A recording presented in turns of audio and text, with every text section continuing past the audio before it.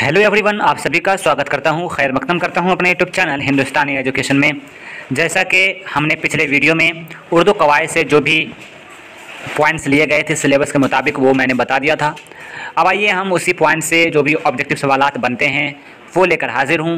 जितने भी class 9th की तैयारी कर रहे हैं, जामिया से हो चाहे फिर AMU से, तो AMU वालों के लिए ये वीडियो ख़ास है और जामिया के लिए भी ख़ास है। अगर वो पढ़ते हैं उर्दू कवायद के लिए तो ये बेहद ज़रूरी है। तो अगर आप हमारे चैनल पे नए हैं तो चैनल को सब्सक्राइब कर लीजिएगा। लेटेस्ट अपडेट के लिए बेल आइकन दबाना ना भूलिएगा।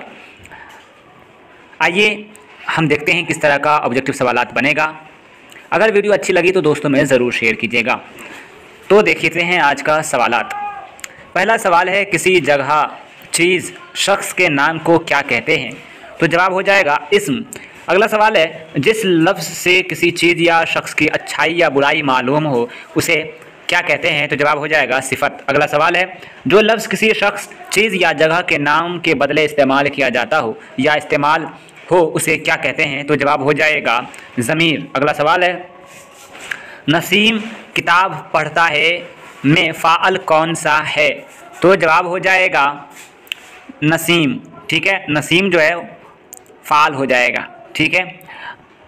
अगला सवाल है, वामिक आम खाता है में मफ़ऊल कौन सा है? तो जवाब हो जाएगा ऑप्शन नंबर बी, आम। अगला सवाल है, कवायद में काम करने को क्या कहते हैं? यानी काम करने को कवायद में क्या कहा जाता है? तो छठा का जो आंसर हो जाएगा वो हो जाएगा ऑप्शन नंबर ए यानी फ़ाअल। अगला सवाल है, अच्छा इंसान में अच्छा क्या है? तो ये उसकी सिफत है यानी डी जो है करेक्ट हो जाएगा। अगला सवाल है, उसका घर खूबसूरत है में उसका क्या है? यानी मतलब उस जो है ये क्या है? तो आठवां का जो जवाब हो जाएगा तो इसका जवाब हो जाएगा सिफत। ठीक है, डी इस करेक्ट हो जाएगा आठवां नंबर का। अगला सवाल है, नौवां में कि ऐसा लफ्ज़ जिसके कुछ माना हो उसे क्या कहते हैं?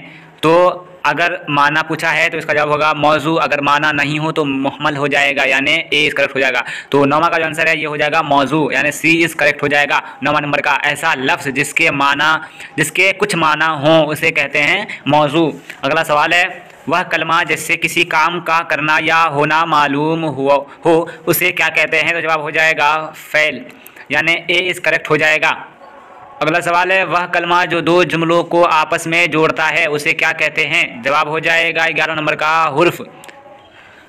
अगला सवाल है, मंदरजा झेल में इस्म कौन सा है? तो 12वां का जो आंसर हो जाएगा ऑप्शन नंबर ए यानी फ़ारूक। अगला सवाल है, मंदरजा झेल में सिफत कौन सा है? तो जवाब हो जाएगा गुलाबी। अगला सवाल है, 14 नंबर पे मंदरजा झेल में ज़मीर कौन सी है? तो ज़मीर कौन सी हो जाएगी? तो जवाब हो जाएगा वाह यानी डी। अगला सवाल है, 15वां नंबर पे मंदरजा झेल में मुहम्मल कौन सा है जो बेमाना होगा यानी माना उसका नहीं है? तो सी हो जाएगा वानी। सवाल है, मैं रोज़ शाम को आम खाता हूँ, इस जुमले में मफ़ऊल कौन सा है? तो जवाब हो जाएगा आम। अगला सवाल है, 17वां नंबर पे के तनावर दरख्त में तनावर क्या है? तो 17वां नंबर का आंसर हो जाएगा ऑप्शन नंबर डी यानी सिफत। अगला सवाल है, बड़क रफ्तार घोड़े में सिफत को ढूंढें, तो सिफत कौन सा हो जाएगा? 18 नंबर पे रफ्तार यानी तेज़। अगला सवाल है, मंदरजा झेल में इस्म मारफा कौन सा है? तो जवाब हो जाएगा 19 नंबर पे शादाब। अगला सवाल है, मंदरजा झेल में इस्म नकरा कौन सा है? तो 20वां नंबर का आंसर हो जाएगा उस्ताद। अगला सवाल है, 21वां नंबर पे मंदरजा झेल में से हुर्फ कौन सा है? यानी हुर्फ जो है इसमें 4 ऑप्शन दिए गए हैं, इसमें कौन सा है? तो 21वां नंबर का जो आंसर हो जाएगा ऑप्शन नंबर बी यानी हम। अगला सवाल है, उर्दू किस ज़बान से निकली है? तो जवाब होगा खड़ी बोली, option number A is correct. अगला सवाल है, उर्दू किस ज़बान का लफ्ज़ है? तो जवाब हो जाएगा ऑप्शन नंबर डी यानी तुर्की। अगला सवाल है, बेशक में बे है, तो बे क्या है? तो ऑप्शन नंबर सी करेक्ट हो जाएगा साबका। साबका जो है ना पहले लगता है और लाहिका बाद में।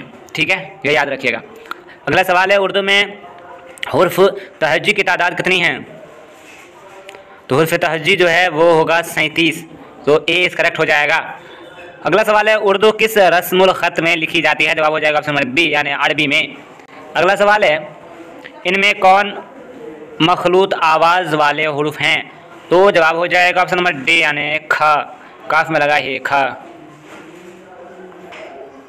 अगला सवाल है गज़ल का पहला शेर क्या कहलाता है? तो जवाब होगा मतला। अगला सवाल है 29वां नंबर पे, इनमें से कौन इस्म मारफा की मिसाल है? तो जवाब हो जाएगा पटना। अगला सवाल है गज़ल के आखिरी शेर में शायर का क्या होता है? तो तखल्लुस होता है, 20 करेक्ट हो जाएगा। अगला सवाल है आवाज़ के एतबार से हुरूफ की कितनी किस्में हैं? तो जवाब हो जाएगा 2।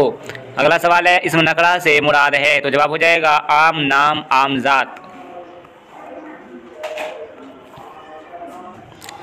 अगला सवाल है 33वां नंबर पे के आलम की कितनी किस्में हैं? तो जवाब हो जाएगा 33वां नंबर पे ऑप्शन नंबर डी यानी 5। अगला सवाल है इसमें फेल की मिसाल है? तो इसका जवाब हो जाएगा 34वां नंबर पे ऑप्शन नंबर सी यानी पढ़ना। अगला सवाल है जो किसी शख्स या शय की वस्फ, ऐब, हालत और या कैफियत को जाहिर करे उसे क्या कहते हैं? तो 35वां नंबर पे जवाब हो जाएगा ऑप्शन नंबर सी यानी सिफत। अगला सवाल है 36 में कि एक शरीफ लड़का पढ़ रहा है, इस जुमले में सिफत क्या है? तो ये शरीफ जो है ये इसका सिफत हो जाएगा यानी 20 करेक्ट हो जाएगा। अगला सवाल है बच्चा केला खाता है, इस जुमले में बच्चा है, तो बच्चा क्या है? फाल। अगला सवाल है रहमत आम खाएगा, इस जुमले में मफ़ऊल है, तो इसमें मफ़ऊल हो जाएगा आम। अगला सवाल है हुर्फ तहजी के एतबार से सही तरतीब चुनें या चुनिए, तो इसका जवाब हो जाएगा 39 नंबर पे ऑप्शन नंबर सी यानी शीन, गैन, फे, लाम। अगला सवाल है वह नज़्म जिसमें हज़रत मोहम्मद सल्लल्लाहु अलैहि वसल्लम की तारीफ़ व तौसीफ़ हो उसे कहते हैं?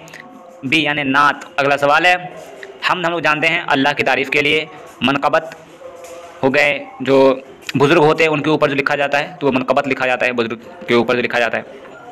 अगला सवाल है दर्जा झेल अल्फाज में क्या फ़ेल नहीं है? तो 41वां का जो आंसर हो जाएगा ऑप्शन नंबर सी यानी पुराना।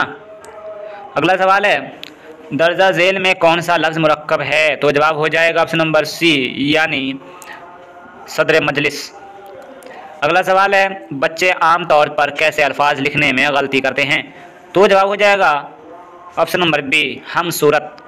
अगला सवाल है जिस फ़ैल से गुज़रा हुआ ज़माना समझा जाए उसे क्या कहते हैं? तो जवाब हो जाएगा फ़ेल माजी। अगला सवाल है इनमें हुर्फ की मिसाल है? तो जवाब होगा 45वां नंबर पे ऑप्शन नंबर सी यानी कल्लू। अगला सवाल है मेज़ पर कलम रख दो, इस जुमले में पर है, जवाब होगा हुर्फ, एज करेक्ट हो जाएगा। अगला सवाल है इंसान अपने मुंह से जो भी आवाज़ निकालता है उसे क्या कहते हैं? तो जवाब हो जाएगा कलमा यानी 20 करेक्ट। अगला सवाल है झेल में से कौन सा हुर्फ या हुरूफ कमरी के झेल में आता है? यानी हुर्फ कमरी के झेल में आता है, तो जवाब हो जाएगा ऑप्शन नंबर बी जो। अगला सवाल है मद को क्या कहते हैं? जवाब हो जाएगा अलामत। और अगला सवाल है 50वां नंबर पे कलमा की कितनी किस्में होती है? तो कलमा की किस्में हैं 5। चलिए इस वीडियो में इतना ही, अगली वीडियो में 51 से बताएंगे। तब तक के लिए देखते रहिए हिंदुस्तानी एजुकेशन। मिलते हैं अगली वीडियो में। Good bye and take care, अल्लाह हाफिज़।